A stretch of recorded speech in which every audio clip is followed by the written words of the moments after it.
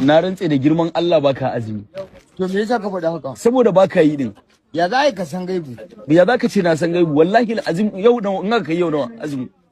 To an gaya maka ni dan uwa azumi ne? A'a yau nawa yau azumi nawa in an kai. Ina kwana da shi. A'a baka gane ba. Misali ai ana yin 1 2 3 4 5 azumi. Ana yin 1 2 3 yau nawa aka yi. To tsoron ka nake ji zan yi azumi dan kai koko me? Ba wai dan ni ba. To dan wa zan yi? Dan Allah za ka yi. To Allah bai ganni ba. Ya ganka wallahi. Ka ga mun magana. A bai ma ba wallahi. To amma misali ai yau nawa aka yi sai ka ce an yi 4. Ina ruwa na koya maka addini. Jibrin. Na'am. Idan Allah ya saka da wutar na da asara. Kana da asara mana. Ni na saka. Kai ka sadu mana. Allah bai san ka ba. Ya san ni mana. Kuma kaga ya cuce ka ne? A'a. To ka daina wannan magana. A'a yanzu ka. Ya Jibrin. To. Wallahi tallahi Allah ba cuce ka yake. Na sani wallahi. Baka da wayo.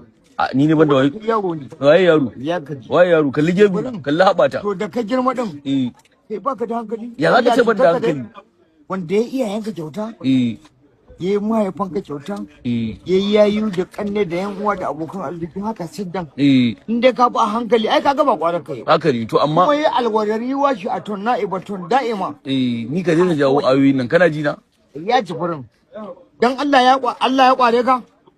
Jibrin. Na'am. Kaga Allah bai kware ka. Bai kware ni ba. To